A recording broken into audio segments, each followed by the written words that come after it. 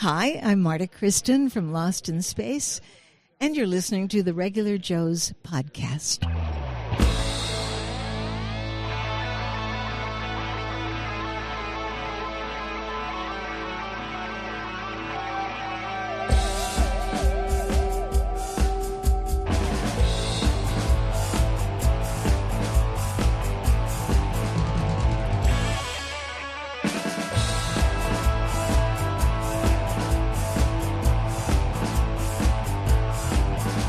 To movies and toys and TV shows, comics and collecting and superheroes. There's no end to the useless stuff they know. But don't call them geeks, they're just regular Joes.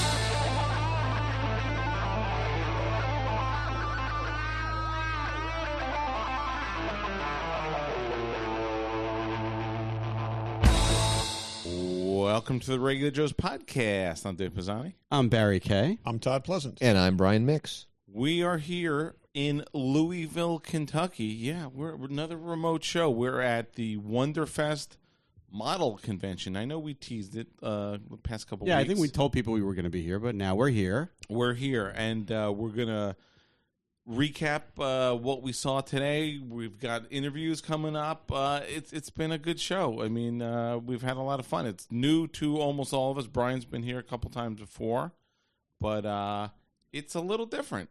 It's different, but it's familiar, yes, and in a great way, because we've been to shows like this in the past, even though they weren't model-themed conventions, and the camaraderie here and the friendships here and the just how cool everybody is, and the People seeing are tremendous into what they're into. Tremendous sense of community.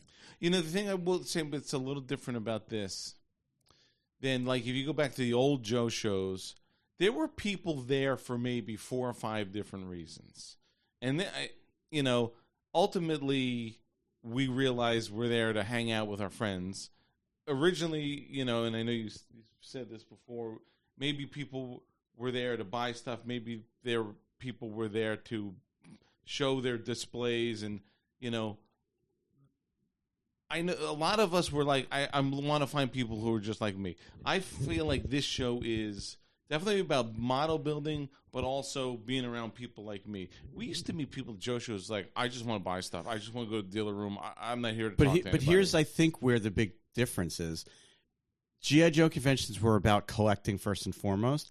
This is about creativity first and foremost. Yeah. And people are buying stuff too, and so there's an element of creative collecting. People ultimately want to share. But we also kind of surrounded ourselves with the creative people in the community. Exactly. And so our experience with the Joe stuff was more similar to this experience here you're right. than traditional straight, I just want to buy stuff collectors. Ours was always writing, making movies, doing all kinds of stuff. stuff. Our dioramas. friends were the ones building the custom figures and the custom dioramas. Photo contests and all that kind of stuff. We never went without doing some of that stuff. And those people have been our friends for 20 exactly. plus years. It's funny how many of the guys that created all of that stuff in the Joe shows you met here this weekend. And they're all here. There's Yeah. a bunch I of think crossover. we added up eight of them, including ourselves, are here in Kentucky, which and only one of them lives in Kentucky. No, two. I'm sorry, two of them live in Kentucky. But we had eight of our old crew here, and it's not a G.I. Joe or toy convention. And plus, we ran into vendors that we knew from Joe shows and other people. So the thing about this show is it's like Rhode Island Comic Con, like I said before, where you boil off all the things we don't care about, and it's so niche and all so much about the stuff we care about.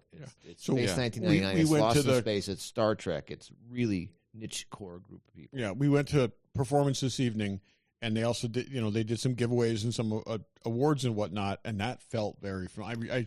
It really did. I felt like I've been in that room 10 times much before. So the old and casino night and whatever. But that's cool. It's great to know. I mean, it's just, and the thing is just, we spend so much of our lives doing the stuff we have to do. It's great to see a group of people that are finding time to do the things that they love and working that into their lives, and then finding people that they can share it with. Yeah. And that's just terrific. Well, and like the G.I. Joe conventions from the old days, it seems like the people that run this, it's a small tight-knit family feel group of people who all know each other, like the G.I. Joe the guy running the show said, my staff stand up and 5 people stand up. That's how small this crew is. It is a very well-run show. We've encountered no issues, right? I mean, they've been doing it for 35 years, so... But it's really well run. The staff is good. There's enough space. Everything's spread out. They got very well managed. And one of the things that Brian was telling me today really impressed me.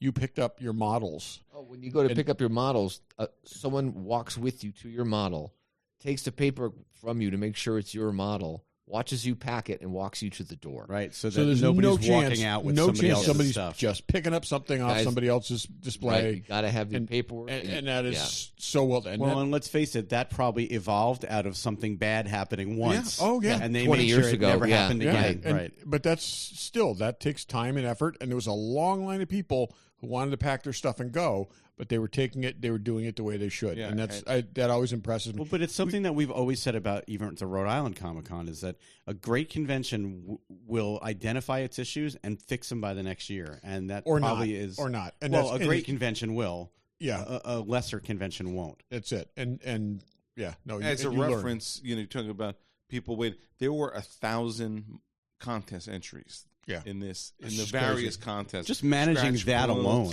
and the entries were stunning, phenomenal. And that's one of the things. Again, I've never been to a model show before. I didn't know what to expect.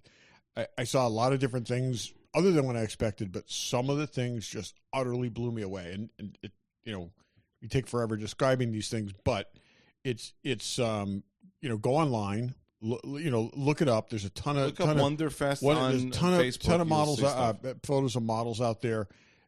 Well, and I took pictures of just lots of stuff, and I'll make sure I post it on our social media too. But just getting back to what you said, Dave, 1,000 entries. The logistics of managing that, to think about that for they have to get in the door, they have to get set up, they have to be judged, and they have to go out the door. Yeah, all in 2 days. In 2 days. Yeah. Yep. And there's got to be an element of security because that stuff stays in that room all night. And, we used to have the same thing back in the G.I. Joe convention days. Like, there are dealers' rooms filled with $1 million worth of stuff. Oh, and how do you make sure that nothing disappears? And every item in that room is priceless to somebody. Okay? Yeah. I mean, it's irreplaceable. Somebody poured their heart and soul into every one of those pieces. And that's the thing. It's nothing that you can pay to replace. So it's really good that they did that. And again, a well-run show all the way around. So I was a little worried that, we knew we were coming for 2 full days, and I was a little worried, is there enough stuff here to do for 2 full days? We had no downtime. We've been, no offense to the G.I. Joe shows, but there were some times where, the dealer rooms started getting smaller. We were still hanging out, but there wasn't enough to do all the time. There were times where we were looking at our watches going, all right, what are we going to do now? And not here. There's no downtime. Yeah. We spent the first day, we never even got to the model show the first day. Yeah, and kind of consciously because I wanted to make sure that when we did it, I was going to be able to see all of it. Yeah. We'll recap what we did. But while we're on models, Brian, you entered 2 entries into what were they? 2 entries. I did a 1/6 scale space pod from Lost in Space, and that'll definitely be on our Instagram. And that looks kind of like the LEM lunar lander. If you haven't watched Lost in Space, they added it in the 3rd season. I built it 1/6 scale, G.I. Joe scale, with lights and moving parts, and it was stunning. Amazing. Yeah, it's awesome. And I also entered my favorite thing, the original Star Trek landing party kit from the 60s you bought as a kid, which is the phaser communicator and tricorder that were so tiny, even for kids, we thought they were ridiculous. I scaled them up to full-size adult size in Fusion 360 and then printed them out and made full-size models matching the original models. So the really cool thing is these were not these were not accurate. No, they were not accurate. In a ton of ways. So this model kit, he basically made an exact replica of an inaccurate model kit. Yes, at 150%. And there was a lot of irony there. It was brilliant. Yeah. And anyone who bought that kit walked up to that and went, "Oh, I remember this kit. This is hilarious." Was there anyone who was not disappointed when they made that kit? It was based on the reaction of people that saw it. Everybody got what you were going for. Yeah. So that was very, very clever. So let's talk about what we did on the first day. You know who's great on the first day? Fanboy Collectibles. That's right. Yep. We would be remiss not to mention them, but I do know up for pre-order Hot Toys Elena Belova from Thunderbolts. The Thunderbolts, I was going to say, or New Avengers, whichever title you want to give it. So that's definitely up for pre-order. There's a couple of new Predators from Hot Toys. A couple of different Predators. Yeah, there's a lot of, but Hot Toys and Sideshow and Pops and Hasbro and statues, which are similar to some of the models we saw. Plenty of statues. So check those guys out. FanboyCollectibles.com. Check them out at their store in Newtown, Connecticut, and tell them the Regular Joe sent you. Hey, and while we're talking about sponsors, Dave from Dave's Workshop, as you all know, is Dave's new business, and he is making prop displays and plaques for all your prop collecting needs. Yes, I am. And I met a couple people who need some plaques here. I brought some postcards with pictures, so I made some nice connections here to make some plaques. But if you need any displays, check out my website, which is from davesworkshop.com. And let me know if you need something. All right, cool. So day one, we hit the sales floor.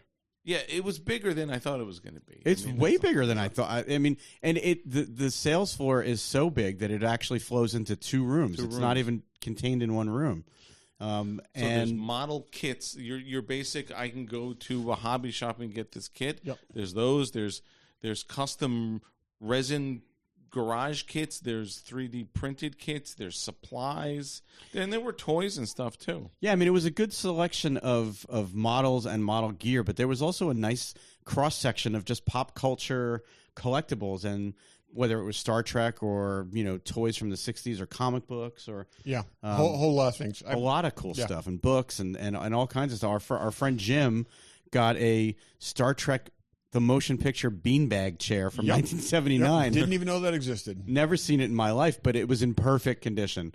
And that's the kind of thing that you do not expect to find at a model making convention. But it was super cool. And tools. If you want to have an airbrush, this is the place. There's a lot of airbrushes, all kinds of airbrushes stuff like and clamps and. Well, and what I was hearing from a number of people that I was even friends of ours that were here. Not everybody has a hobby shop within driving distance of their house, and yes, you can buy everything online, but. You want to see it. Anything that you needed was here. Like you say, there were a couple of different booths selling airbrushes, but all the other supplies, everything. I bought a Grex airbrush last year, which is a great transitional. I paint guns because I paint big things, and to paint small things, I wanted an airbrush that was more like a gun. And they have a gun airbrush that's got a nice fan spray. I bought that last year, and I've been using it on models, but. The cups were too small. Full blast in that thing, you've got 20 seconds and the cup's empty. Well, they sell big pint-sized cups for that too. So I got a couple of upgraded cups, so I can spray more paint out of my gun. I like big cups, and I cannot lie. Yeah, but I think you may have picked up the same ones. Like we use a lot of clamps when we build models because you got to hold things together. And like every clamp that I can buy, whether it's on Amazon or Harbor Freight or anywhere, some of them are just too strong for the types of delicate they leave marks in the plastic work that we do. There was a guy here who had these very, very soft closure clamps that are, $2. What are they? $2 a piece, or no, it was $2 for three. Three for $2. Yeah, but they're perfect for the I never even knew I needed those until I saw them, and I was like, oh my god, these things are amazing. Every pair of tweezers you ever needed in every angle for $2.50. And they basically gave you a little basket, and you put all the stuff you wanted in it. And I handed it to the guy, and when he was done, it was like $19. I'm like, what? Are those clamps? I know Harbor Freight sells those clamps, but are they less springy? Much less springy. Yeah, like if you put one on your finger, you'd barely feel the pressure, but it's enough to hold. Yeah. Like sometimes you need a lot more pressure, but sometimes you just need something to stay together. So like things like that were great.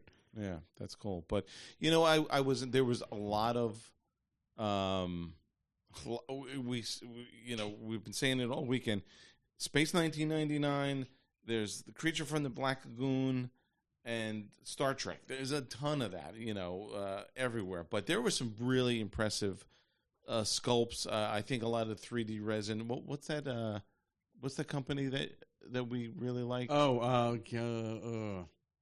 with a P or yes. Wow, I knew it. It literally knew it, and now it's not on top. But they had. You bought there were a couple of couple of creature kits. From the Black Lagoon. One a full glow in the dark one, but their sculpts were great. Was that the same one that had the Doc Holliday? I don't remember. No, different booth. But there was some. It's just really impressive stuff. Some had all like half Pestilence Labs. Yeah. Really impressive stuff. A trend that I really love right now is they're taking the Revell model kits, the creature kits, classic ones, the Frankenstein, the Dracula, the creatures of the Black Lagoon, and they're repopping them, but they're making them 150% sized. Yeah, bigger. So they're a nice big, like 1/6 scale, and much more detailed, and much more detailed, and just a lot. Yeah, and that's terrific. One of the things that you observed that this was a kind of a modeler's thing that's really become a painter's thing. I got to say, the paintwork on these models is incredible.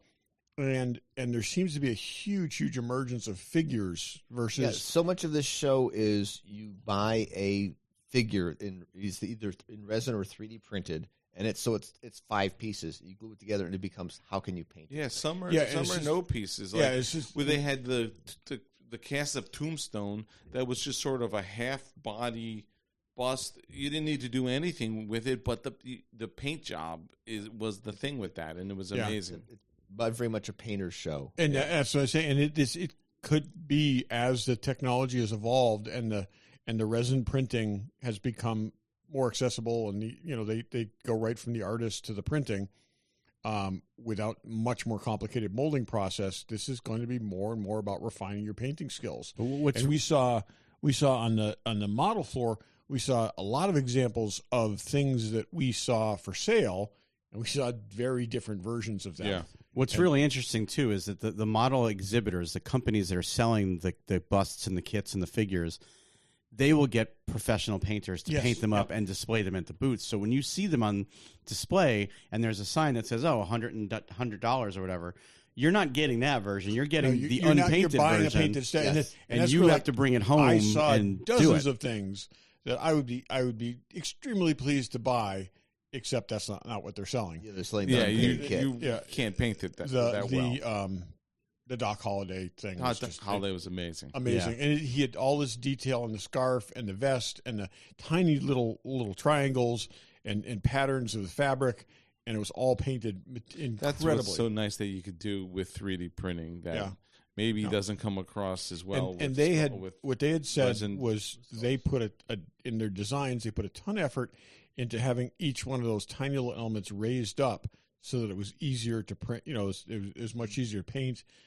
And so again, they're aiming this market is evolving towards that. And the model show is easily 2/3 figures, 1/3 spaceships and craft. Right. Yeah. And dioramas are a small piece of it, but I would say heavily leaned on figures that were painted. But for the things that weren't figures that were painted, the amount of creativity and build. I mean, it's creativity in all of it. The Starship table was amazing. Yes, and we'll get to that because it's a lot of kit bashing too. It's not. Yes, it's not just the off the shelf kits. Yeah. Yep. So what did we all buy while we were shopping? We want to talk about that. Yeah, I mean, we can go dealer room. Let's do dealer room first, and then we'll talk about the rest of it. I started off with we were at that table, Pestilence Labs, and they had a really cool 150% scale figure creature of the model kit, but they were sold out. But the model next to it was the guy who was in the costume putting on the costume. So it's a person's head, and he's pulling the gloves on but the rest of it is the creature costume. And it had interchangeable heads, so you could put the creature mask on the guy while he's pulling the gloves on. I thought that was a really cool take on it. Really so cool. I bought that model, and it was on sale. Yeah, that was a really good deal too. Really good deal. So I picked that up, and that was the first day. And then today I picked up a couple more model kits.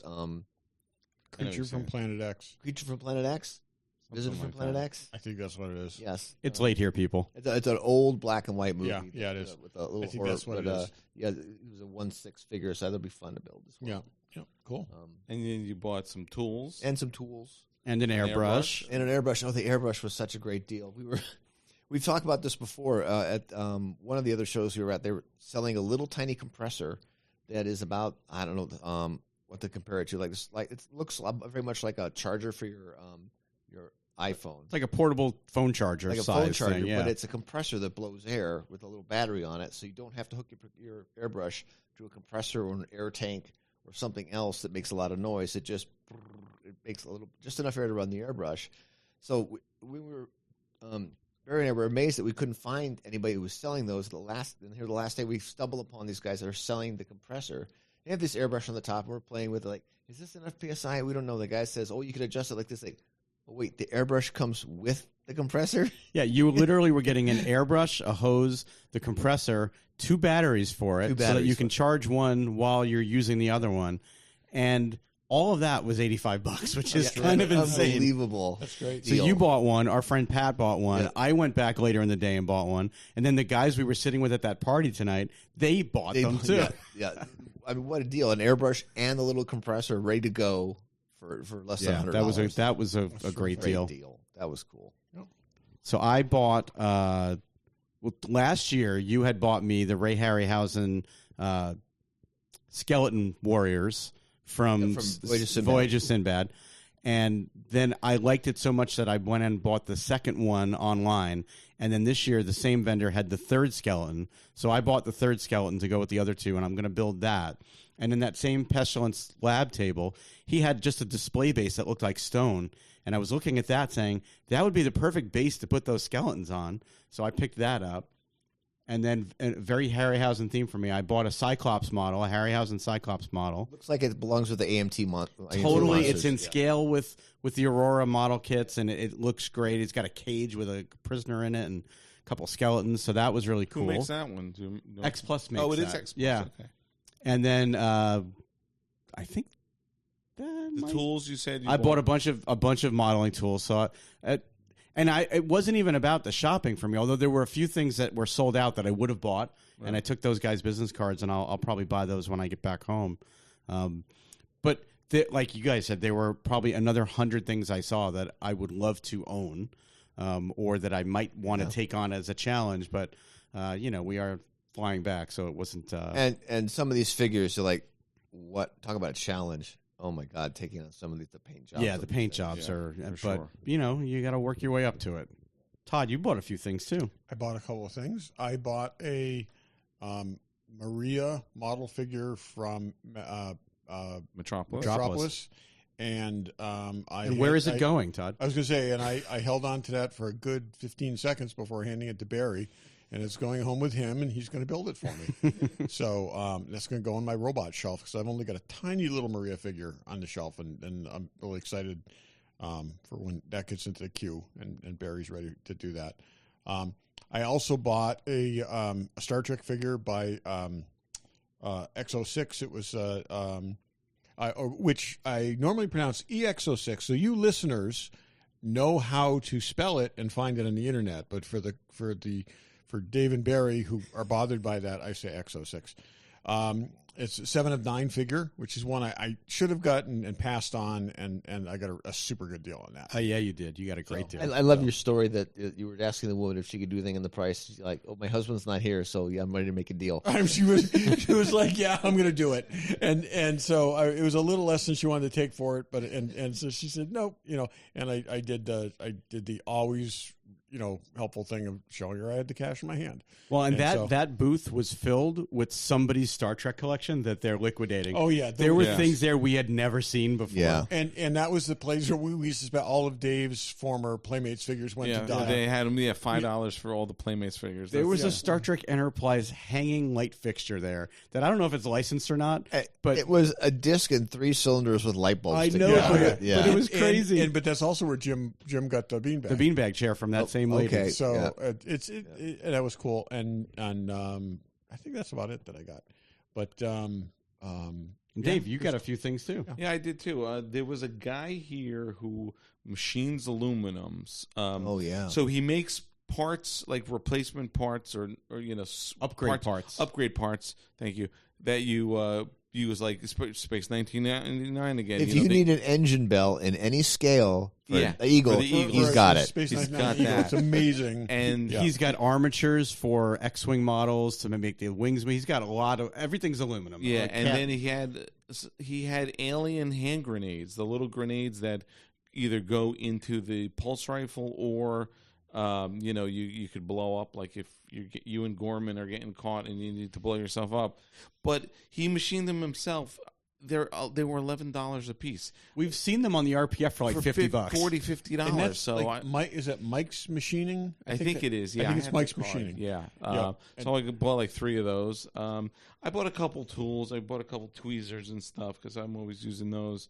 And then I'm like, okay, yeah, I'm buying a model kit. I haven't built a model kit, I think, since I'm 12 years old. But I do build stuff all the time, and I did get caught up in the creature from the Black Lagoon because I had seen even in the previews of the show, I'm like, there were some really cool creature kits, and they were sold out as well. So I settled for an X Plus creature from the Black Lagoon kit. That's probably easier for me to get started with. And it's a great looking kit. The pose on, I mean, the old Aurora kit is kind of a classic, but the pose on the one you got is actually a better pose. I do like the pose on that. Yeah, so I got that. And then I've been talking all weekend about I would like to build either Jupiter 2 or the C-57 from Forbidden Planet. And there's 2 scales of the C-57, a 2-foot one and then a smaller 1-foot one. That's a pretty simple model. So those are all out of print right now. They're not producing them anymore.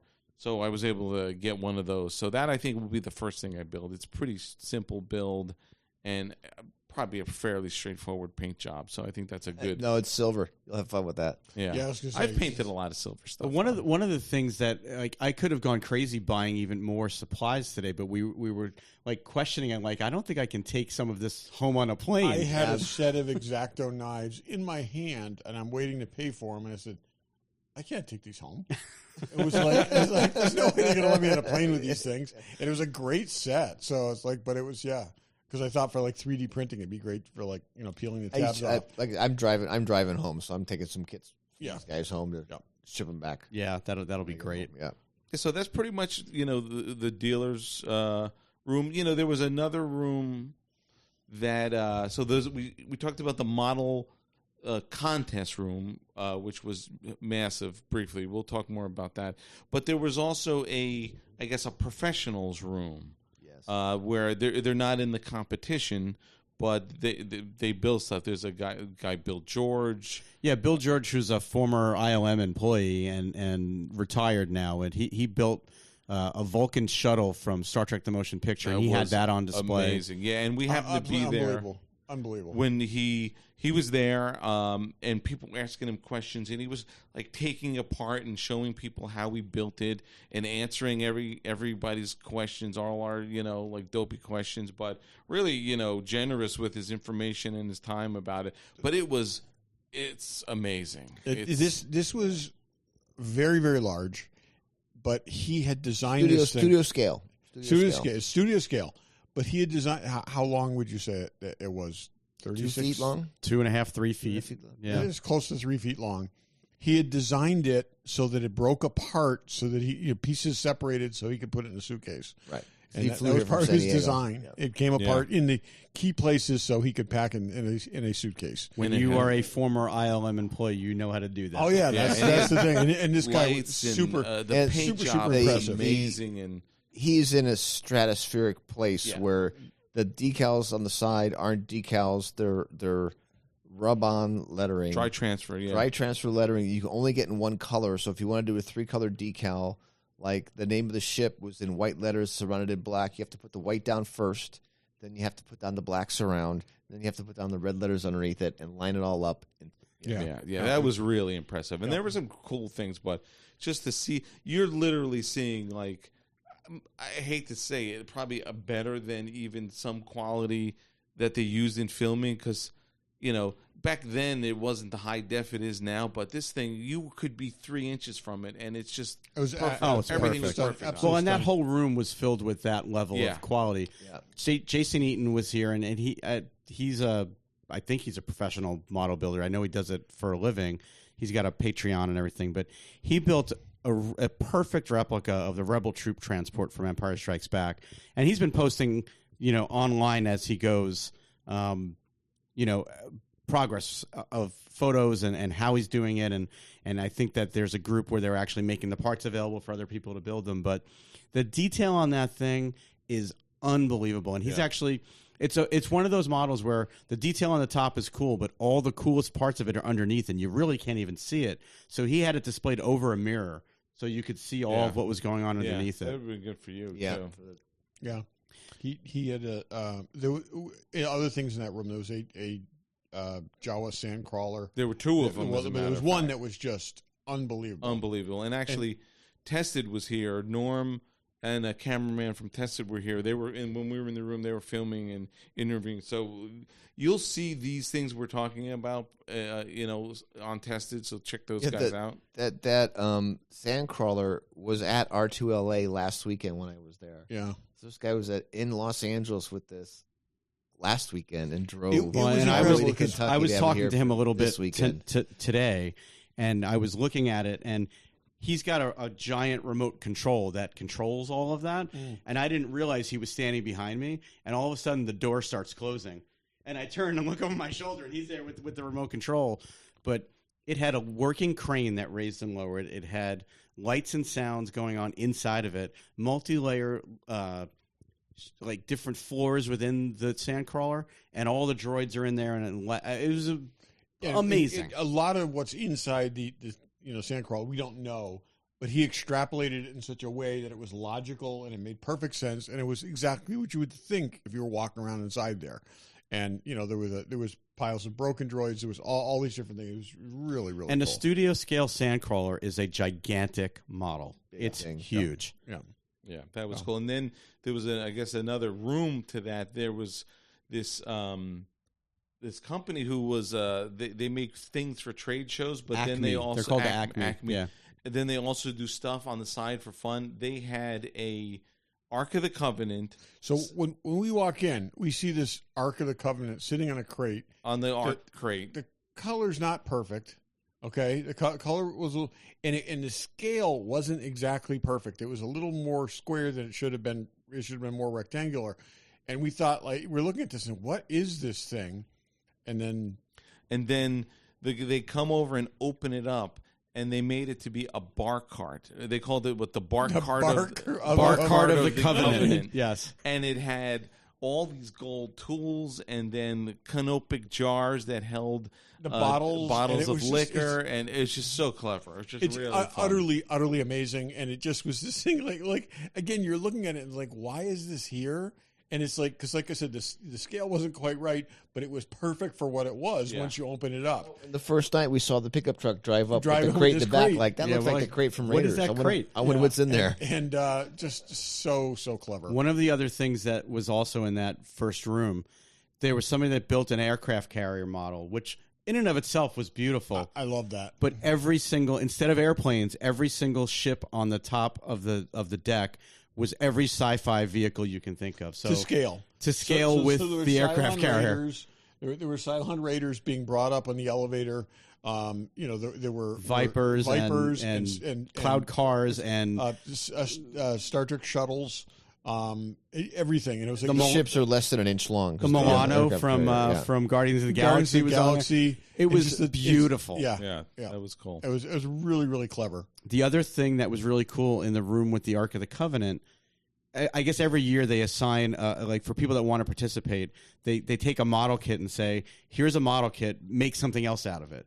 So this year was DeLoreans, and it was all this whole display of all these creative things people did with a DeLorean model kit. So they had a Chitty Chitty Bang DeLorean. Yep. They had the Lotus Esprit from James Bond. Spy Who Loves Me. The Spy Who Loves Me submarine. They had that made out of a DeLorean. There was a Voltron that was made up of multiple DeLoreans. A Mad Max DeLorean. There was a Landspeeder DeLorean. And there was the Golden Idol from Raiders of the Lost Ark made out of a DeLorean. That didn't. It was cool, but it was cool. It wasn't a vehicle. Yeah. A Klingon bird of prey, DeLorean. Yeah. Just the creativity is like off the charts. Yeah, just amazing. Yeah, very clever. Yeah, and so then there was another dealer's room that had some dealers, but also had some celebrities in attendance as well. Robin Curtis was there. Nick Tate from Space 1999. Our friend Greg Nicotero was there. Nicotero was in there. Joe Alves, is that how you say his last name? He's a production designer from Jaws. It's the 50th anniversary of Jaws. He was there signing stuff. Rick Sternbach, I think I'm pronouncing that right, Star Trek artist. Marta Kristen, Judy from Lost in Space. So Todd and I know Brian had met her before. You got her autograph. Yeah, I went up. We all got her autograph. I mean, we all grew up with Judy. So we went to get a picture signed, and she was taking photos, and just a lovely woman. And she was engaging and wanted to talk to people. And we mentioned we did a podcast, and she's like, "Oh, I'd love to be on your podcast." So, and people say that and don't mean it. She meant it. And she meant that. She meant it. So we were talking to her at the table, her table while she was signing stuff. And then, we made arrangements to meet up with her and do an interview. And she was terrific. So we're going to let you hear that right now.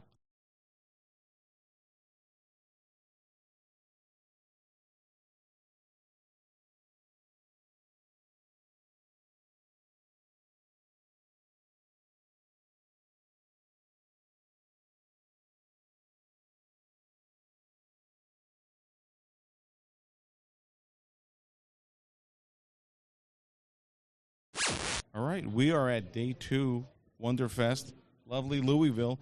We're here with Marta Kristen, Judy from Lost in Space, who's like so gracious to talk to us for a few minutes, and we totally appreciate it. It is my pleasure. We saw her yesterday at a Lost in Space 60th anniversary panel. We talked to you at your booth for a couple minutes. It was so nice to meet you, and it's, we've been to a lot of conventions. We see a lot of people. Most are great.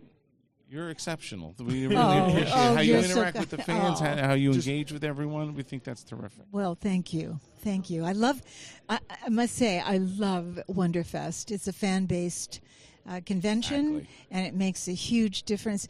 Everyone is so delightful and thankful and excited and engaged to be here, and I feel the same, of course. Yeah, like I said, we go to a lot of conventions, and people are very focused on what they're into, and there's not, so many of the conventions that we go to are very broad-based. Like it's a Comic-Con, so there's people there that are into everything. Right. But there's very specific of sensibilities and interests here. So right, and then they're doing so many different things. I mean, the modeling in terms of focused on space, and the modeling is amazing. Yeah, I mean they're pieces of art that are intricate and so specific. I mean, it's just so beautiful. I know we have some questions we've prepared, but how did you first get involved in coming here? How did I? Let me think. Oh, my friend Frank Dietz, who is a wonderful writer. I mean, really one of my special friends, and very talented. And he said, "Marta, have you ever gone to WonderFest?" And I said, "No." He said, "Well, you've got to come." And then my friends Tom Profner and from the B9 Club, they all wanted to get involved, and so. Here we were. This is my third time. Oh, wow. So just before the pandemic, we came, and then we came almost immediately after, twice. So, yeah. Great. It's terrific. So we're 60 years on from when Lost in Space started. Did you ever imagine when you had told us yesterday about driving in your VW Square back for that first day on the set, did you ever imagine that this was something that 60 years from now people would still be this excited about? I absolutely did not. Because as an actor, you do your work, and we were supposed to go the 4th year, but when I found out we weren't, then I had decided I would have a child, and and you sort of as an actor, you put just go forward. Okay, next, and hope that you'll be working again. Yep. And Lost in Space, in a way, pigeonholed me as the sweet blonde, and I had always had ambitions to do theater. I mean, I had done theater ever since I was a child, and community theater, and so I eventually started a theater company called West Coast Ensemble with a small group of people, and I was ended up being voted the best small theater company in Los Angeles by NPR. Oh, wow. Yeah, and we did really interesting pieces, and so I spent a lot of time doing that and making many, many, many commercials, and that supported me. And I did, guest starring roles on certain shows. After that. At what point? A number of those certain shows we spotted you on over the. It was always welcome to see you pop up in the there's different Marta places. Kristen. Look at exactly. her. Another iteration. So Lost in Space ended in 69? 68. At what point did it come back and wait a second, this thing is not gone? People are still interested. Was it 10 years later, 5 years later? I think it started around 1990 when Kevin Burns got involved, and he really resurrected it in many ways by making 20th Century Fox. It was the era of what tapes were they? What Betamax? VHS. VHS and Betamax. I owned a Betamax. That was the one that lost the war. I know, it lost the war. You would say it's better, right? It was a better format, but it lost. Yeah, I know. But anyway, and so that people had the ability to buy their nostalgia on tape and play it for themselves and then for their another generation and then another generation after that, and now of course it's on various television channels. It's so odd to think that for much of our lives we saw things on TV. It was much more ephemeral. We saw them, they were aired, and then they just went away. Right. And for basically everyone, born in the 80s forward, they could see what they wanted when they wanted. They could go out and have access to it. So it really has changed things. It's changed everything. Yeah. So Marta, do you once in a while flipping through the channels, pop across a Lost in Space episode? Are you fascinated? Do you watch it? Or do you go, oh my God, no, I can't see this again? Well, I watched it when we did the Blu-ray. And commentary. And I had so much fun doing that. I mean, just the commentary that Mark and Bill and Angela and myself did. We just had too much fun. So I began. At first, I didn't want to watch it, but then when I started watching it, I noticed how much fun I was having in the show. Doing the show. I mean, that I just sort of even in the Great Vegetable Rebellion, which somebody said, by the way, yesterday was an environmental show. That we have to take care, and it's true. We're all connected, including our plants. So, he gave me that point of view, which I sort of like.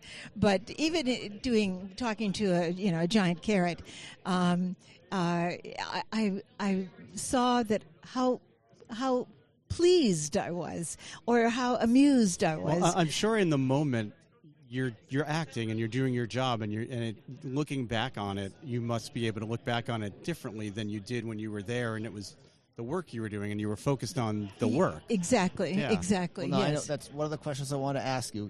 Guy and June are gone now, and I understand they were misbehaving on the Great Vegetable Rebellion. Who was? Guy and June. Oh, Guy and June. Oh, yeah. Yeah. Were you there when they were misbehaving? That they were actually written out of a couple episodes because of their behavior? Well, you have to understand that June and Guy were supposed to be the stars of the show. Yeah. And they had both come from really big backgrounds. And June in not only Lassie, but in theater, and Guy from Zorro. And, we were all hired as Space Family Robinson. And rather than than the robot in the Will and Dr. Smith's show, and so when they I think when they realized that that the writers had gone just one step too far. They said, no, not doing it. No. And I can't blame them.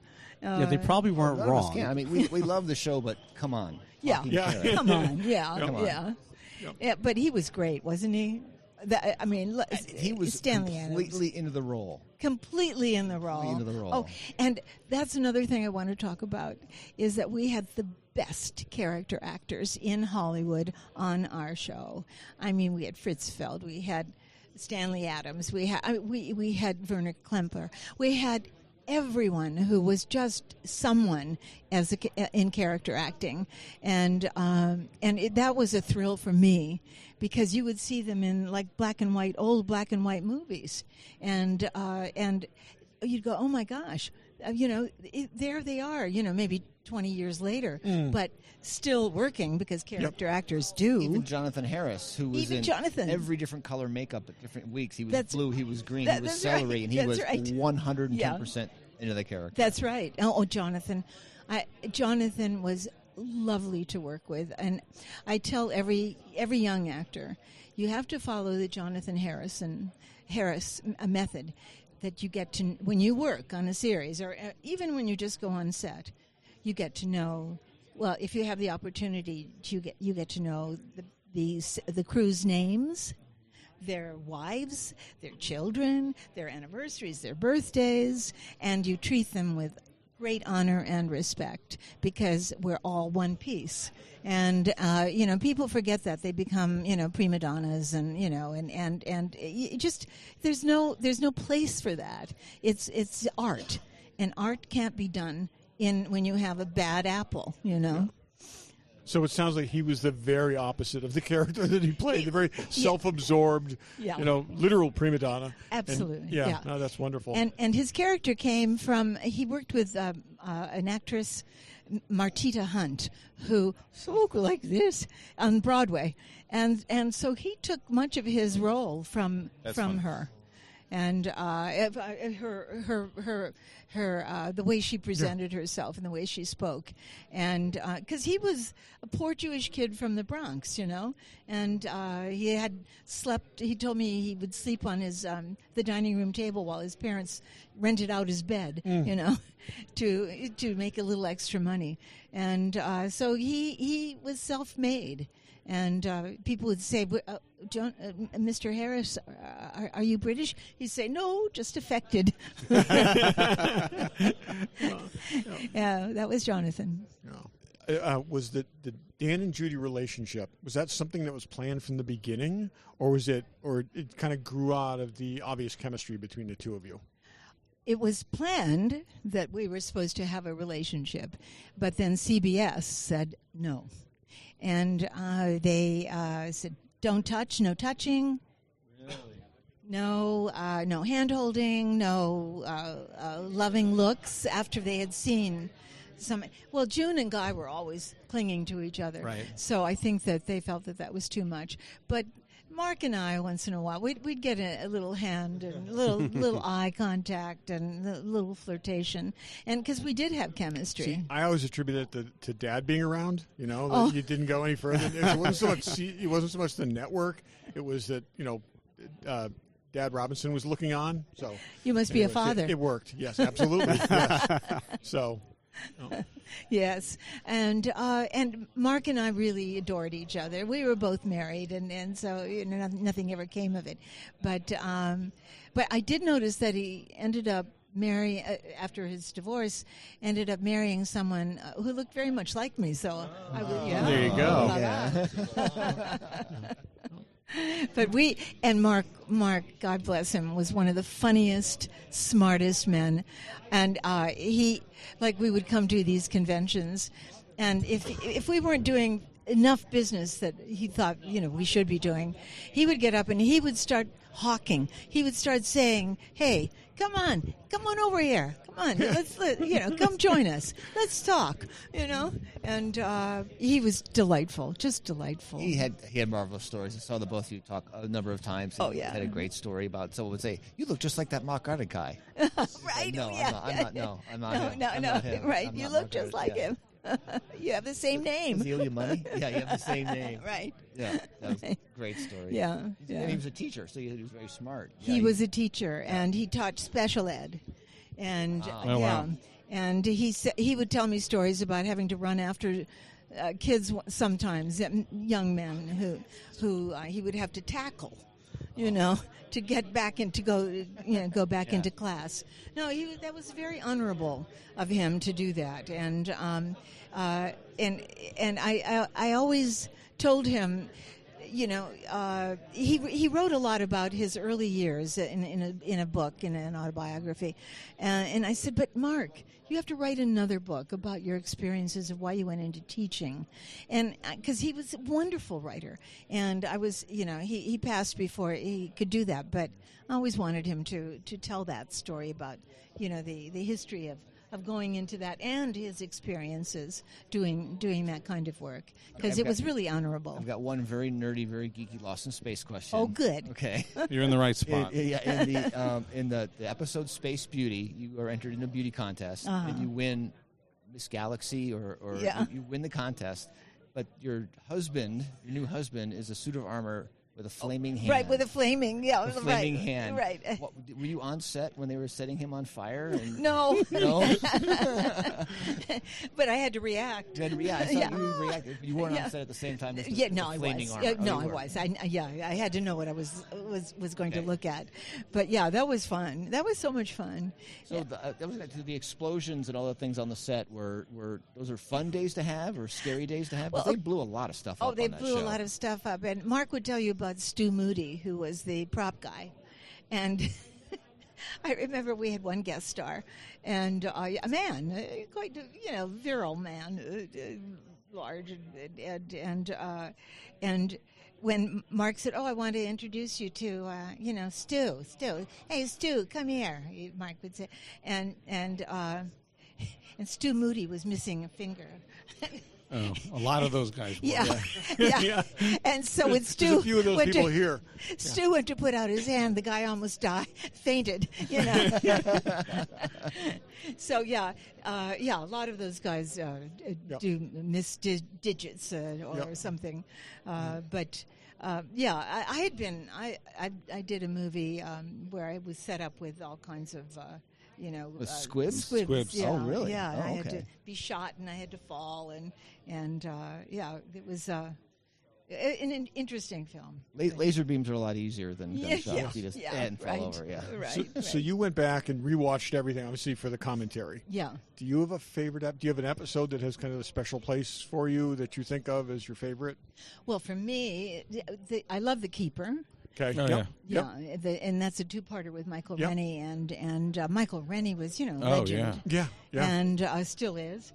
And he and Jonathan had worked together and on Broadway, and so I sat between them, and and it was like ping-ponging. They were talking back and forth, laughing, telling great stories about New York, about theater in New York, about acting, and I just felt like I was like the queen. I could sit there, princess. I could just sit there and I was just reveling in being a part of that.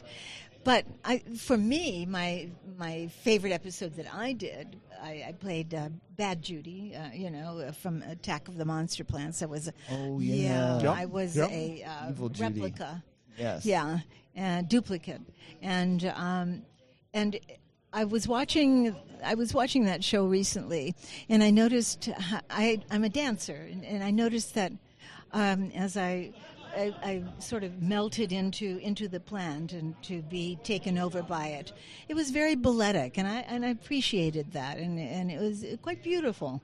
And then when and I am now a duplicate, but I'm a plant-based duplicate.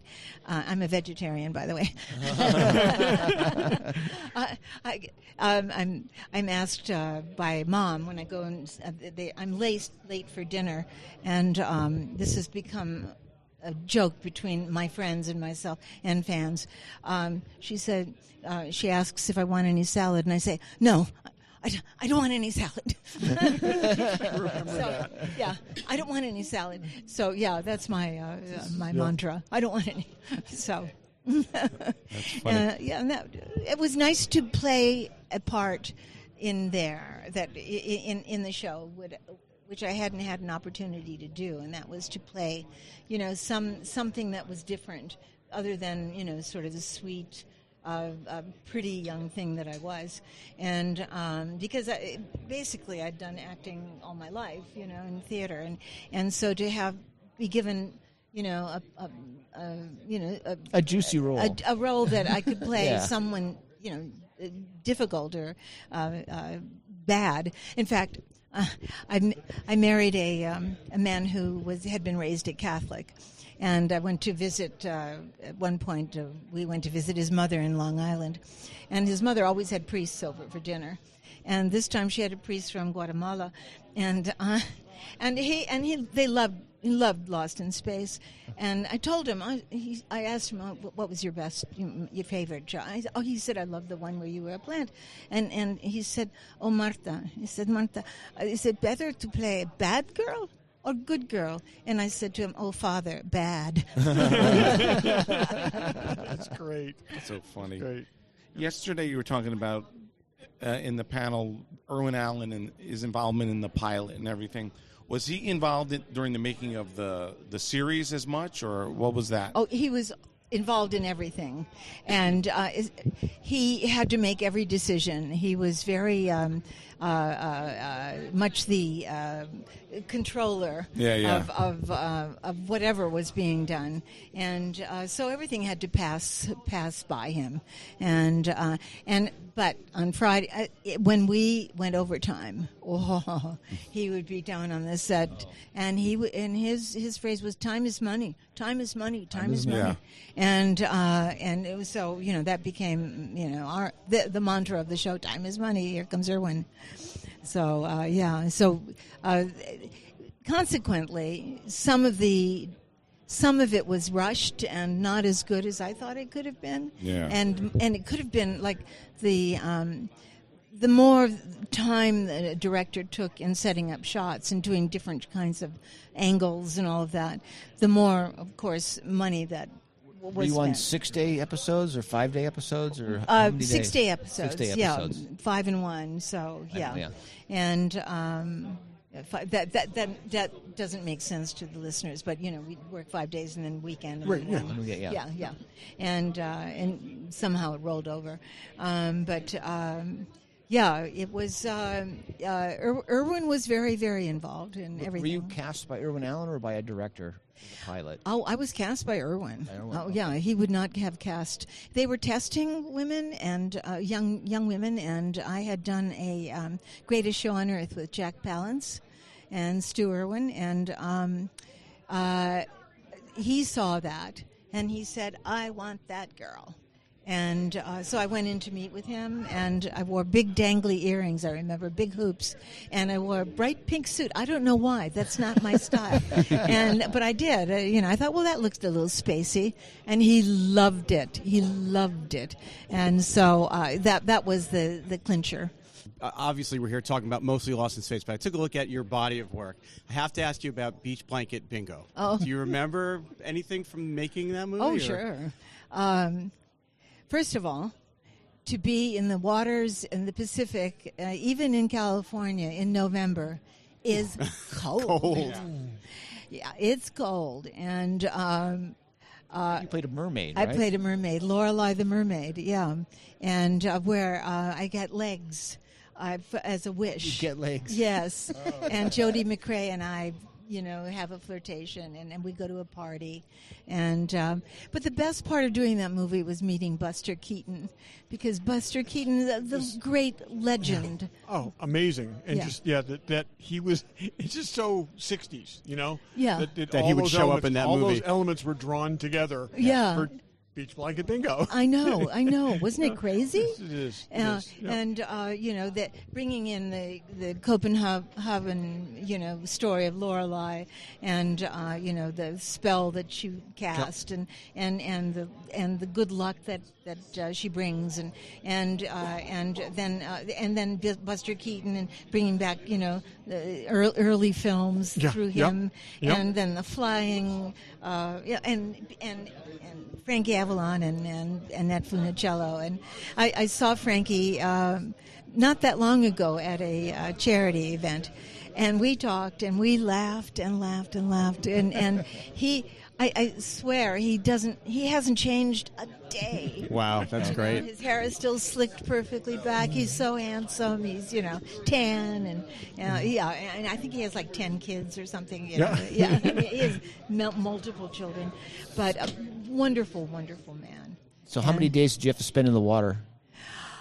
Too many. I remember there was one day when I had to be swimming, and I'm a good swimmer. I'm a really strong swimmer, but I was wearing like pasties because they were only showing my shoulders, and I wasn't wearing my tail, thank God.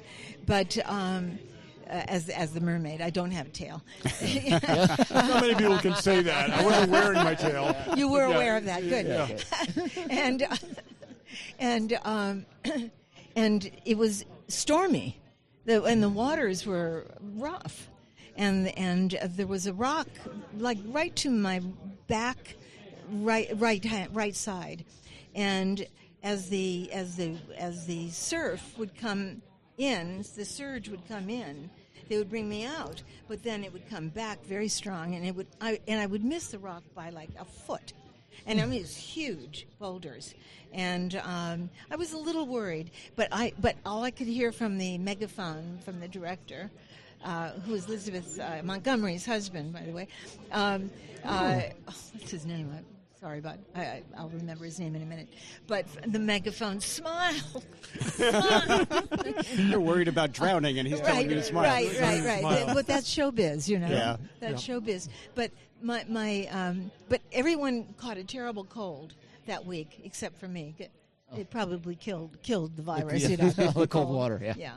But as an actor, but there was someone who was in a wetsuit behind the rock, who was there just in case. I mean, they had to have that.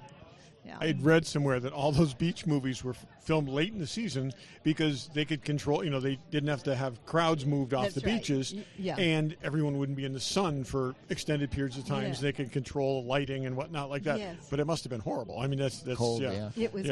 It was cold, long days, and of course the days were shorter because it was beginning of the winter. We appreciate you talking to us so much. It's so nice to connect with someone who's so interested in what goes on at these conventions and the fans, and so great to your fans. We can't thank you enough. May I say something about please. The people who come to me? I don't want pity, but I lost my house in the wildfires. Yeah, so sorry. Yeah. And people are coming up, and they're being so generous with their caring, and their sharing their feelings about my having lost my home, and my daughters as well, and Laura and Lena, they lost theirs, and that kind of love and support is always something that I find when I come to these conventions, and that love feeds me and lifts me up and lightens my despair,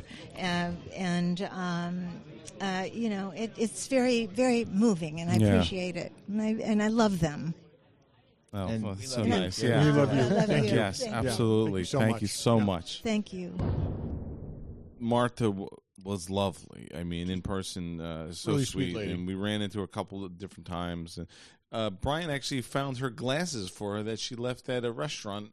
Oh, I didn't actually find her glasses, but or got them to her. We found the guy who found her glasses, who got them to her. She got her glasses. Yeah, back, she was terrific. I mean, it's one of the nice things about a smaller show too is that you get a little bit more interaction with celebrities. We had more interaction with her than we probably would have had any other place. Yeah, for sure. And she was lovely and such a nice woman. Yeah. Well, and again, we ran into Greg Nicotero at his restaurant. And it's like, hey, Greg, remember us? I remember you guys from the interview. And yeah, no, I mean, it's definitely get more time with people at a small show. Really fun, and she was fun and funny, and she had great stories. So love talking to her. Yeah. Something else we didn't mention from the first night here. We did eat it at. Greg Nicotero and Norman Reedus own a restaurant, which is a small chain. There's a few around. Yep. And it was good. It's like it's an upscale burger place. Upscale burger place. Yeah, the food was great. I loved what I had. Yeah, drinks were good. They had all. Yeah, I bought a T-shirt. They had cool T-shirts. And he was there that night. Yeah, so we said hi to him. Like Brian said, we had interviewed him a couple years ago. So that was cool. So model contest room. We can go quickly through that. Like we said, there were 1,000 entries and figures. If you really looked at the room, you'd say there's Universal monster figures, dinosaurs / dragons, starships, figures, and that's about it. Yeah, that sums it up. I mean, there were various other things. Like there was a whole Gundam section. There was a fantasy section where there was a 18-inch wide anime section, which is beautiful. Yeah, because again, it's just not our thing. Couple of Velmas from Scooby Doo. People are desperate for Velma to be voluptuous and hot. Boy, as you say, there's some Velma action going on there. Yeah, so there is a lot of places. One of my favorites, we'll launch the favorites right now. One of my favorites was someone did a diorama of Attack of the 30-Foot Velma. It was great. Yeah, that was a really good one. Attack of the 30-Foot woman, and she's turning around, and she's stomping on a city street. That was a great little model. One of the cool things about there being so many entries is that in some cases you could see the same model kit interpreted 4 or 5 different ways, and how they would take the base model as a starting point, and everybody did a different thing with it, and it was really cool. And again, same thing with figures. You could say the same figure and see it done in a number of different ways. And just a little tip for you modelers: women's skin isn't orange.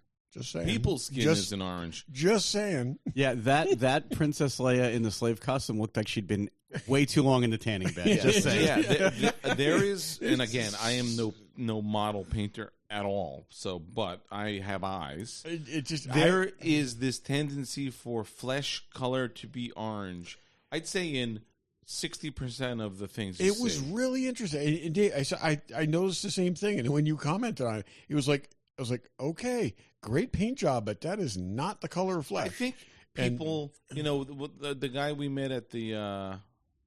Was it the guy we met at the dinner, and he was saying this is the first time he mixed paints? Yeah. People are probably buying flesh-colored paint and not doing anything to it. And I would actually say something slightly different, because flesh tone is hard, but when you put a base coat on, if you keep shadowing and changing it, it gets darker and darker and darker. Yeah. You need to start with a dark tone and then highlight out instead of going the other way. The orange makes no sense. There's a lot of that. To me, a flat flesh doesn't look orange. Yeah. So I don't know how they are getting to that color, but they're certainly getting there. Anyway. Yeah.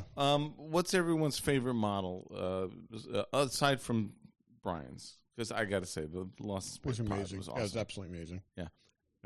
Actually, I'm going to go off topic. We met my buddy Glenn Swanson today to join our little fan club of Robinson Crusoe on Mars. On Mars. He actually wasn't in the show. He just posted a picture. He picked up a model he commissioned, and it was Robinson Crusoe on Mars with a little backpack and a little motor monkey on his shoulder. And so I IM'd him and said. Glenn. I almost just fell off my chair. Thank you. I had to say, Glenn, we got to see that model, and he was nice enough to pull it out of his car and unbox it for us. Yeah, and we sat around and talked about it. It's funny when we saw him in the show floor, and you went up to him. I don't know him, and we were talking. Oh, Robinson Crusoe on Mars, and then he was like, there was another guy standing there. He's like, I want to be in the club. So there's millions of. We just don't know who they are Untapped yet. Robinson Crusoe on Mars. We should start a little Facebook page. I don't know what we put on it. Actually, I believe there is a Robinson Crusoe on Mars Facebook page. I'll have to look and make sure. Oh my God! It was like me and 4 other members. Yeah, check that out. Anyway, that was great. It's really hard for me to pick a favorite, but I think all of us were blown away by. There was a guy that built the Cygnus model spaceship from the black hole. Not my favorite movie, not my favorite ship design, but that model was unbelievable. It was 3D printed. There was tiny needle-like things poking out all over it. It's such a delicate design, and he lit it in a perfect way. Yeah. And it was just, I was blown away that somebody could scratch build something like that. Yeah, that was cool.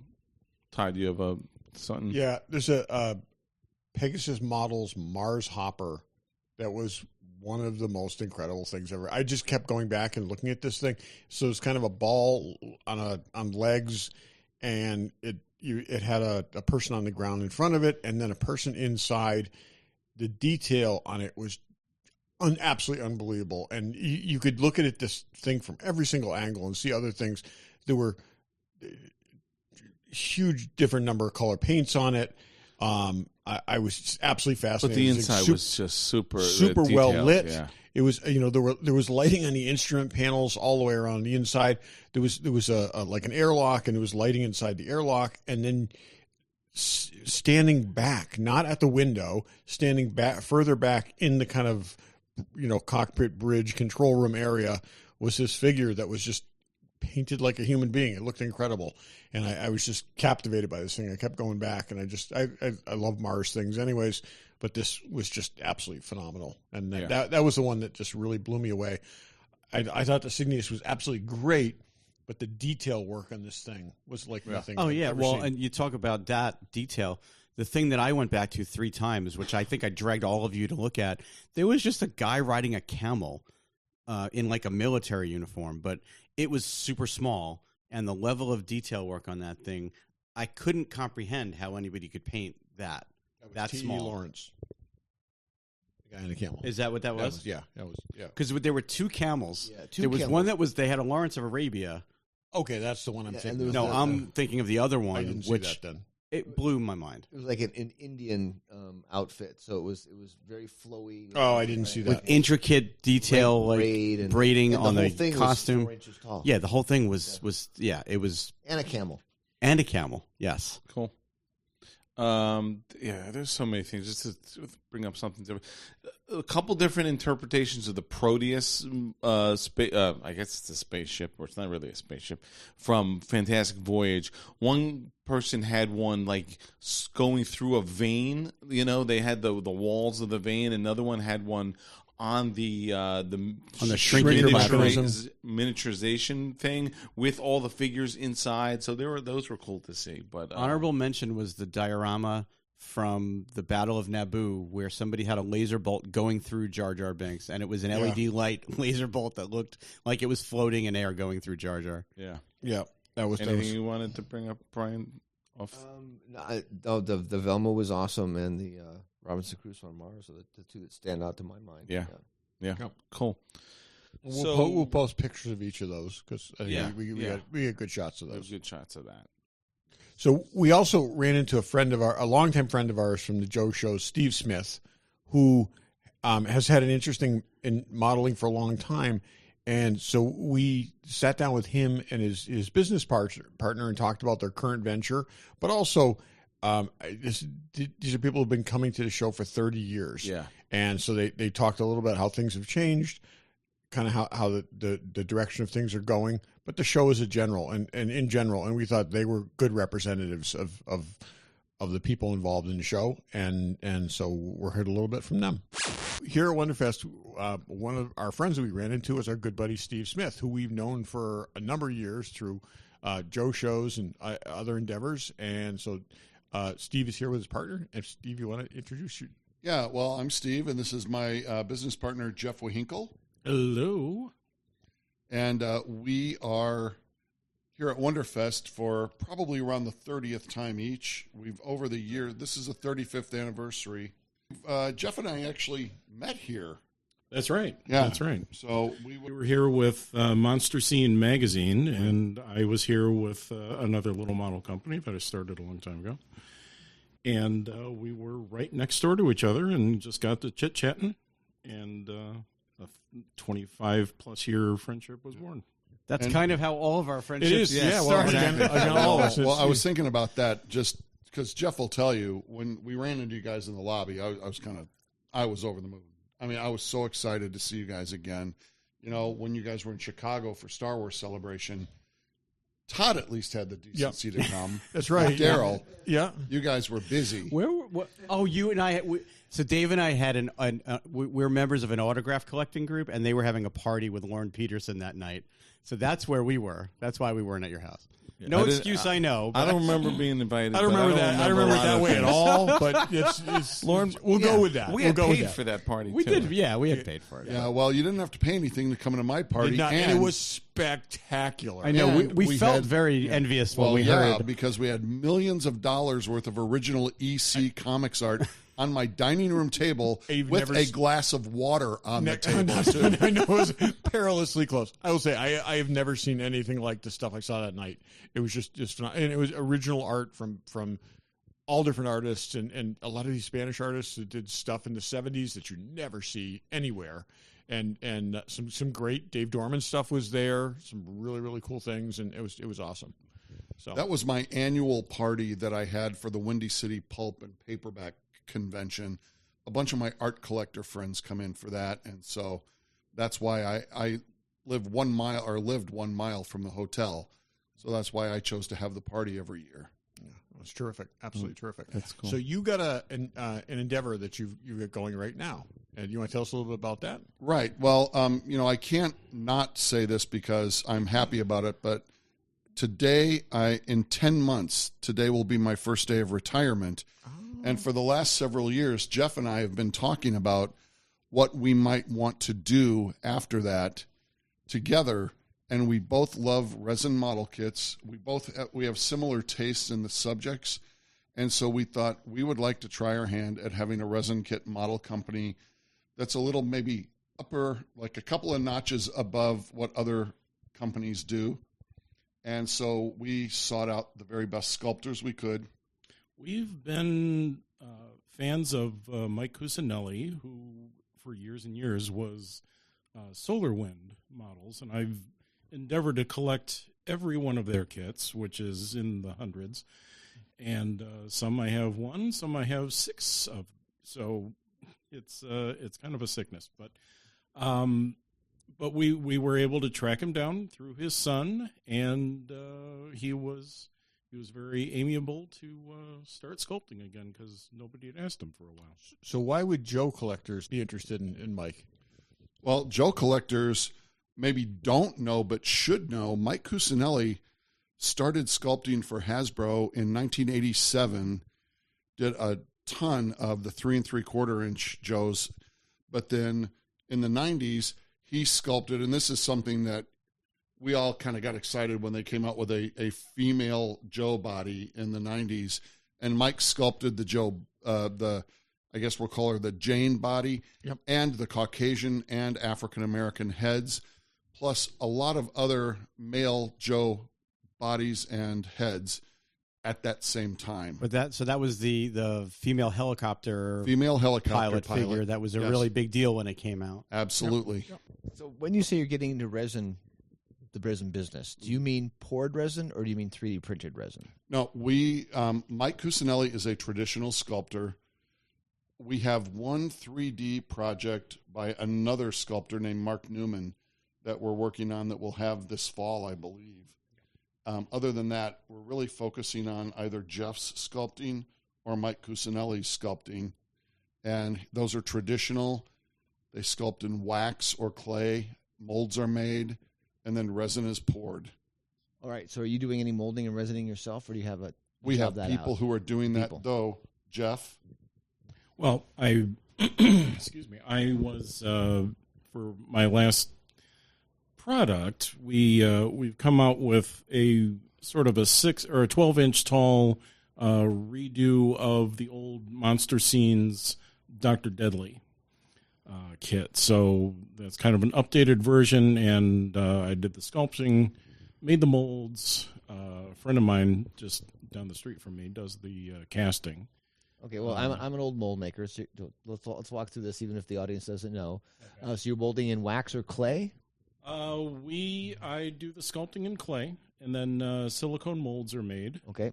2-piece that register together. Are those wood jacketed or fiberglass jacketed, or how do you jacket? Actually, they're kind of block molds. Oh, really? Oh, okay. Good old fashioned. Lots of RTV block molds. Lots of RTV. If the piece is big enough and it kind of warrants a thin membrane of silicone over it with a fiberglass or some other some other sort of structure to hold the mold in shape, then we will do that. But so far, what we've done is generally kind of big. Okay, molds. And so you're pouring a resin. Are you pouring it in a pressure chamber? Yes. Okay. And how many pulls do you get per mold, do you figure? Generally, if you can let the molds cool down, because there's an exothermic reaction that the resin has as it sets. If you're able to let the molds cool down and pour another one the next day, say, you'll generally be able to get 50, 60 castings out of the mold. If you're pouring it one after another, they just kind of leach out the oil, and you'll get probably 20. Okay, I know this is super geeky, sorry, but so do you do a single master pour first so you can pour a mold off that master? Yes. Okay. Ladies, they're all taken. Sorry. People, for those of you who know as little about what they just said as some of the rest of us, this is why we bring Brian along. Yeah. So, you're selling kits at the show. Not kit. Kit. They are kits. They're yes, kits at absolutely. The show. What products were available at the show, and are you selling them through a website as well?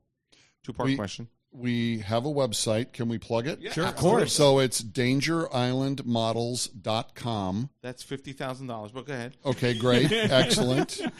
I didn't realize I was on the Rest is History podcast. Yeah. Okay, thank you. Anyway, we're here at the show this year with 7 kits. Last year we had 3. This year we had 7 plus showing our 8th kit, which is coming out later this summer. And that is a kit based on the Hammer horror film Blood from the Mummy's Tomb, and it's the character that Valerie Leone played named Princess Tara. Okay. And it is a stunning, stunning piece. But the kit we were debuting here at the show was a 2-figure kit we've never attempted before, nor had Mike Cusinelli, the sculptor, ever attempted, and that was Flash Gordon and Dale Arden from the Buster Crabbe movie serials, which are public domain, by the way. But that's a beautiful setup. I mean, you had a painted version in the booth, and it was just amazing to look at. Yeah, that was a dream of mine that Jeff kind of humored me and allowed us to kind of do it my way. I art directed this. Yep. Although Jeff helped art directing too, but I chose to use the Flash Gordon outfit from Flash Gordon Goes to Mars, and Dale Arden is wearing her open midriff thing from the original Flash Gordon. But my whole point was I wanted to capture where they both looked the best. And it was the characters, yeah. Yes, and and the base is a really neat Art Deco base with astral charts engraved into them, and I'm just in love with that piece. Yeah, it's beautiful. On the business side of that, how do you decide how many to make?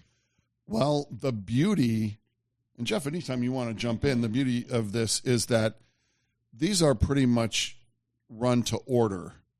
So if we want to run 15 at a time, that's kind of a big run without orders. And that's what we did getting ready for the show.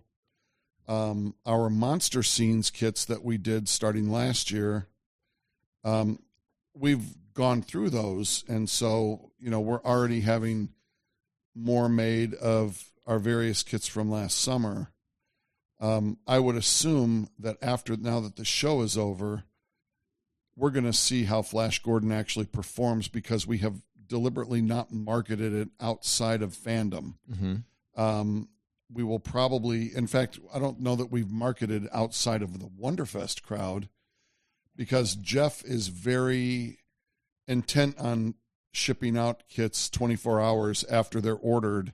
And so if something isn't going to be available, we say out of stock or temporarily out of stock on our website. Cat's out of the bag now, though. Like everybody that comes to I was amazed. More people were looking at the kits through their phone lenses than they were actually with their eyes. Like everybody took pictures. Oh, of absolutely. So there's pictures are out there now. Yeah, and so if anyone is going to want that Flash Gordon, we have 11 of them left because we ordered because we know it's going to be very popular, and so 11 may last us a little while. Hopefully, like 11 days maximum. So, but yeah.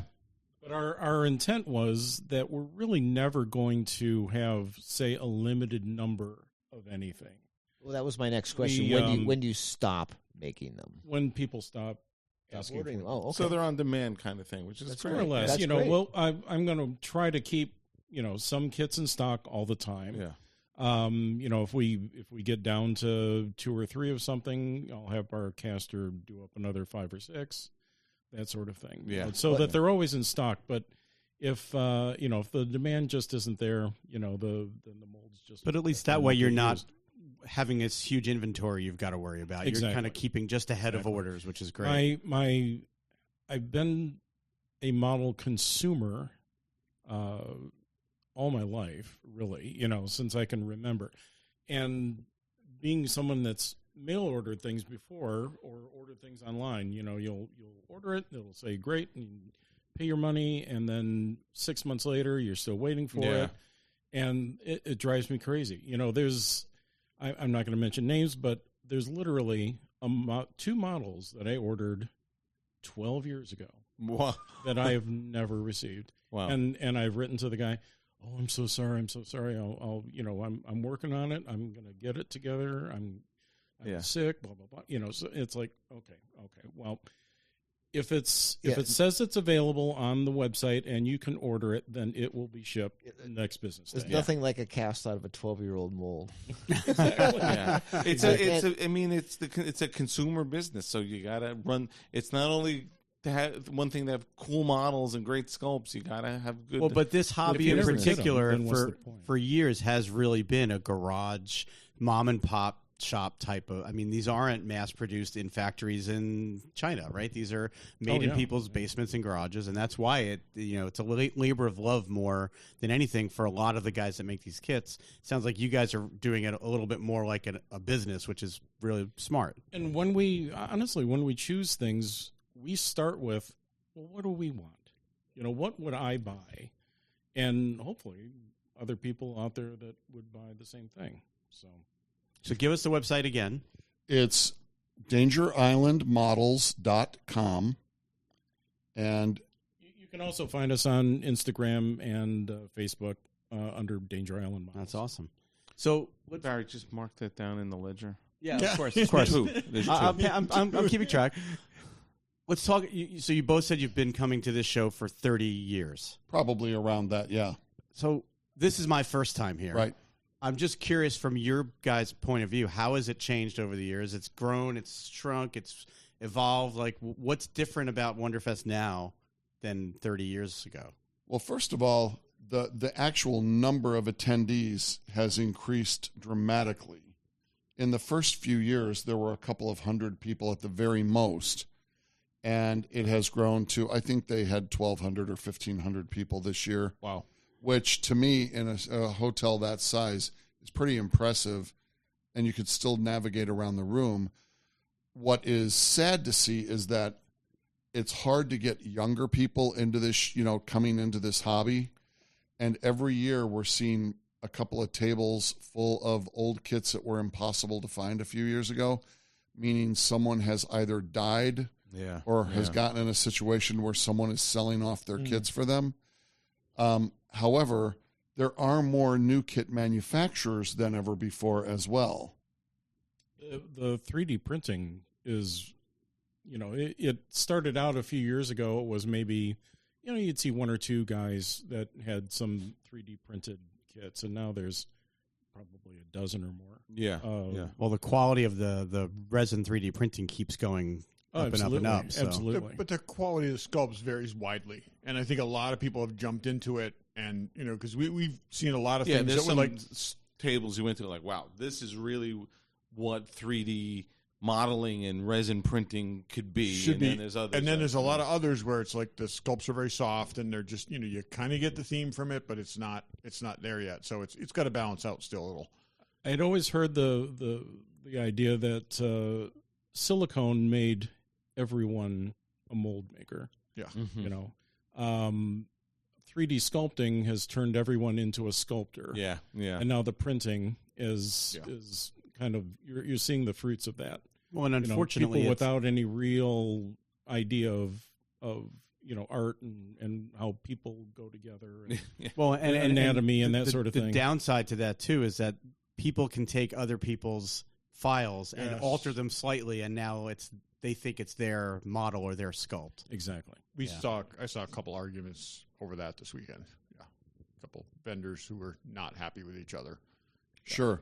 Yeah. Well, and one of the things with some of the 3D printers or 3D model companies out there is that they are run by traditional sculptors who have taken the time to learn 3D rendering, but are still very qualified to sculpt traditionally. And you can normally tell by their quality that they are superior. We spoke to a few of those people. Yes, yeah. Yep. So, what have you guys seen? Like, what has been interesting either this year or over the past couple of years, or like? Well, first of all, there's about 1 million Creature from the Black Lagoon kits God, of varying. We've talked about this. That's a lot. what we said. This has been a theme for us. It's like more Space 99 than I've ever seen in one place ever, and the Creature from Black Lagoon is like the Harley Quinn of this show. Okay, it's just he's everywhere. Yeah, and actually that exact example came up today in our booth. We were talking about what past trends have been, and it was like Harley Quinn, and we were trying to decide what this year's was. And Creature from the Black Lagoon. We go to Comic Cons and we'll try to pick who this year's Harley Quinn is because there'll be years when they'll be sick. Well, and before it was Harley Quinn, it was Negan. That's right, it was Negan. But you can't throw a rock without hitting a Harley Quinn, and it's always a question of who's going to be that hot thing this year. And boy, it is. Was the Creature just this year became the thing, or maybe a couple of years ago? Yeah, it's a great. It's a great character design. Sculpt. It's Absolutely. Cool. It's colorful. Right. He or she. It. I don't know. Right. There's got to be 25 versions out there on the floor. Yeah. Oh my gosh, easily. It's what I appreciated too was it's not just creatures, but they had one table had the female artist that sculpted the creature, Patrick, right. and then they had another booth where there was the guy putting the costume on, pulling the gloves on. So it's behind and in front of the camera creatures. Yeah. It's cool. The other thing that surprises me is there were lots of Eagles, tons of starships in the model show, and one X-Wing. Well, this has for a long time been a very Star Trek heavy show. They used to almost every year bring a special effects artist in from Star Trek, and I think it was because there were fewer Star Wars effects artists willing to come do a consumer convention. I could be wrong about that, but I never have been before, so I doubt it. But the Space 1999 thing kind of boggles my mind because the shows really don't hold up, but the vehicles do. The vehicles do. Well, we met a guy over and over again that the models in that show so far exceed the show, the content of the show, and the design. Some of the designs are great, and the great thing is some of the designs that they didn't use are great, and like the Hawk is beautiful, and they barely worked that into the show at all. But seeing all those things is terrific. Yeah, this has always been a very Space 1999 friendly show. It's Thunderbirds, the star of the show. Thunderbirds with humans. The stars are the ships, not the people. Exactly. Well, let's just we've been saying, and we said it before on the podcast. It's it's very nichey in a fun way. We all love Star Wars, but it's nice to come somewhere that it's not all Star Wars. Where other things, Lost in Space and Space 1999 and Universal Monsters and things are sort of the big stars of the show, which is it's nice. But there was also some great Star Wars stuff here. So. All right, Barry. That's Barry, of course. Barry is whatever. Yeah. Yes, Barry. So. Any other last thoughts? You'll be back next year, no doubt. We've already bought our tables. Yeah, we've secured our tables. So. Excellent. We actually have double the space next year. Oh, wow, great. Are you expecting to premiere some new models next year? 100%. One of the things Jeff and I talked about on the way down is I have a desire to do some G.I. Joe Adventure Team accessory sets, and that might be 3D if we even do that for next year. But we have also been invited by Tsuburaya Productions in Japan to be the official garage kit company for the 60th anniversary of Ultraman. Oh, wow. Which is 2026. We are still talking about it because when Jeff and I have wives who are very smart business people who sort of help us with our consciences. We need to make sure. I was offered a very sweet deal for it, but licensing intellectual properties is always a risky business because they expect results. Garage kits aren't going to sell 1 million copies. And so we're still talking about that. But what I love is that the quality of our product has already garnered that kind of attention and interest from bigger companies. Well, let me pitch right here. The Space Patrol flying ship has never been done in studio scale. Never. It's always been little models. The 1950s Space Patrol show? No. I'm sorry. From Ultraman. Oh, from Ultraman. From Ultraman. That ship's never been done studio scale. It's only ever been done in little models. So the VTOL? Yes, the VTOL has never been done studio scale. I'm just going to leave that on the table. That would be interesting. We've really been figure driven. We haven't really talked about ships. Doing Ultraman himself would be a challenge because he's been done a lot.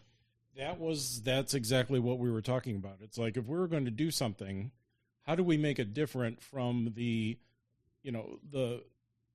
40-year-old Billiken kits that are still available for $100 on eBay? They've done every possible pose that you can do, every possible Ultraman that you can do. So it would have to be something a little bit different. So there you go. Difficult. I mean, quarter scale or the ship. No one's done the ship or Hayata in his uniform.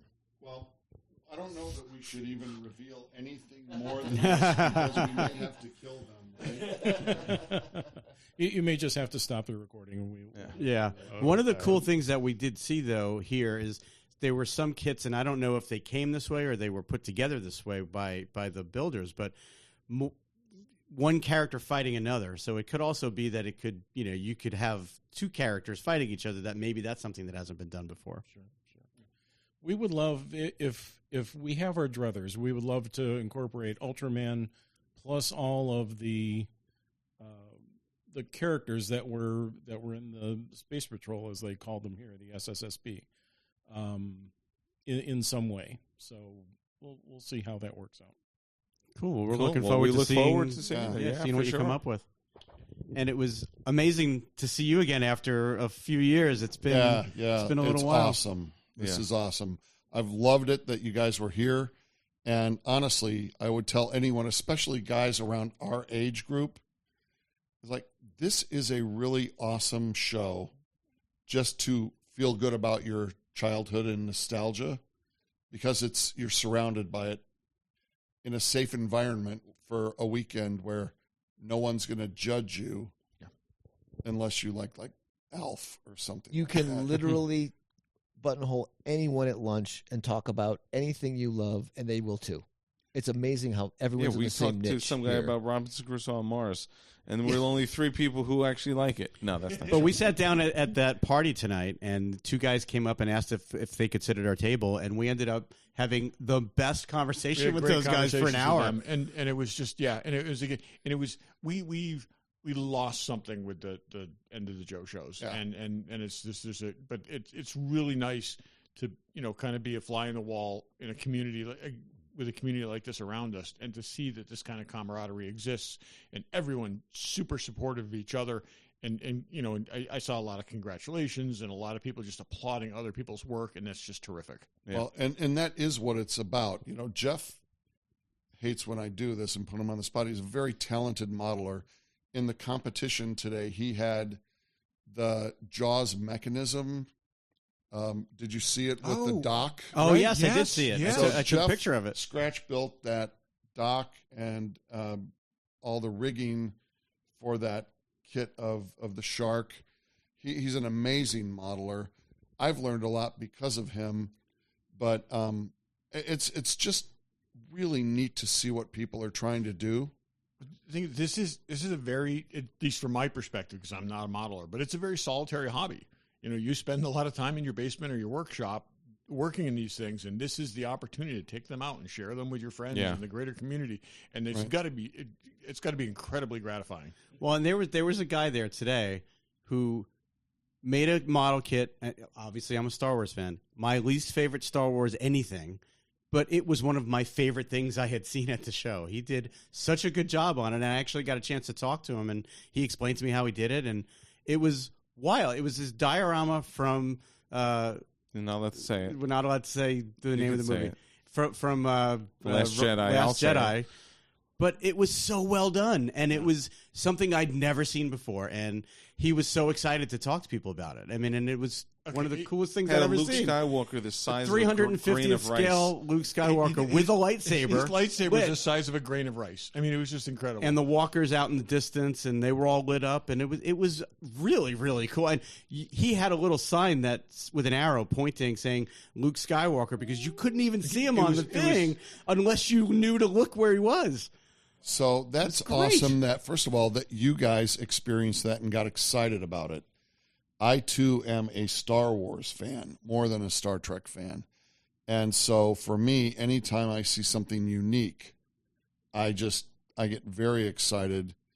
The thing I saw this weekend was actually a Bondi kit that both Jeff and Mike Cusinelli recommended I get, and that's the 1/72nd scale.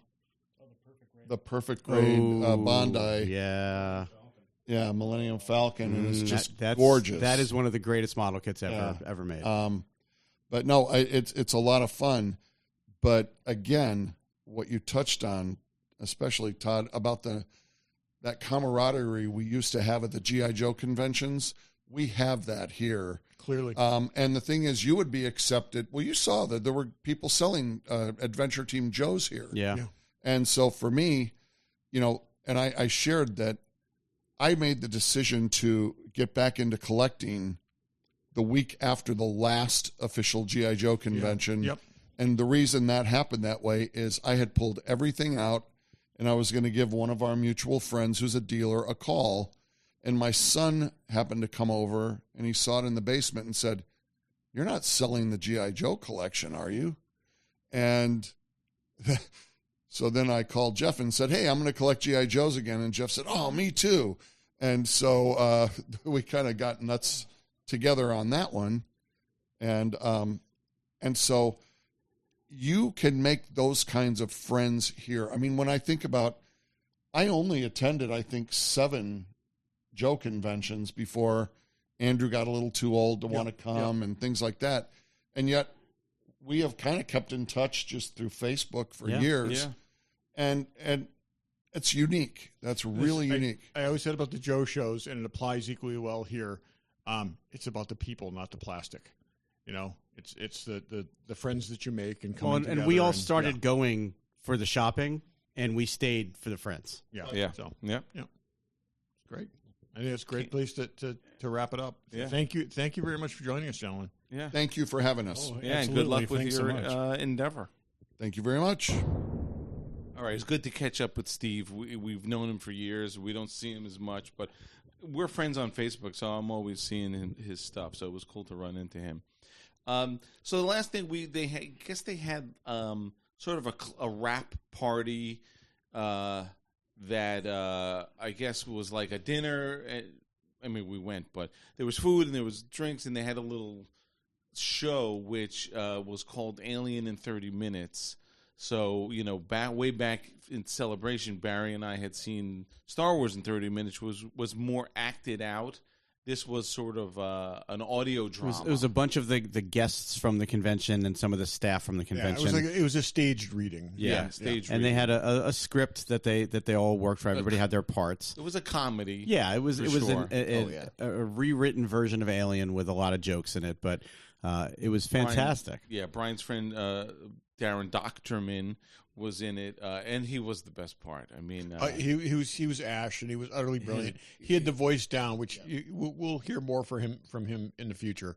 But he had the Ash voice absolutely perfect, and his comic timing was absolutely perfect, and it was just I can say he was one of the things that really made the performance. We were laughing out loud. Yes, we were totally laughing out loud. And the other person that was really awesome was Marta Kristen, who came up with. She played Mother.